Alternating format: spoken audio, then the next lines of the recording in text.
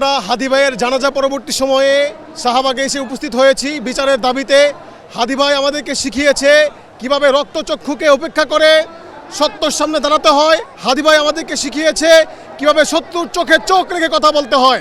নতুন এবং ফিরে আসা গ্রাহকদের জন্য নগদে চলছে ক্যাশব্যাক সহ প্রতিদিন হাজারো উপহার জেতার সুযোগ। হবে আশা আর ফেরা সারপ্রাইজ সেরা। আমরা আজকের এখান থেকে তীব্র কণ্ঠে জানাতে চাই, বিচার না হওয়ার আগ পর্যন্ত, খুনিদেরকে গ্রেফতার হওয়ার আগ পর্যন্ত আমরা এই শাহবাগ ছেড়ে যাব না, আমরা এই হাদি চত্বর ছেড়ে যাব না। হাদি ভাইয়ের ইনসাফ যতদিন না পর্যন্ত এই বাংলাদেশে ইনসাফ সংগঠন ইনসাফ কায়েম না হবে, এই রাজপথ থেকে লড়ে যাব, কাঁধে কাঁধ মিলিয়ে লড়ে যেতে বলে যাই।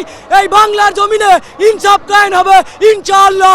ইনকিলাব জিন্দাবাদ, ইনকিলাব লড়ে যাবে।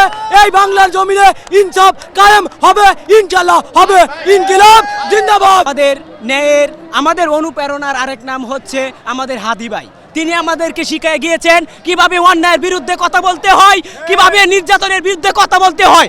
আজকে তিনি ভারতের আগ্রাসনের বিরুদ্ধে কথা বলার কারণে তাকে হত্যা করা হয়েছে। আমরা দেখতে পাচ্ছি আজকে এত প্রটোকল দেওয়া হচ্ছে যে হাদিকে খুন করে যারা পালিয়ে গেছে এদের সাথে আমার মনে করি সরকারের কোনো হাত আছে এখানে।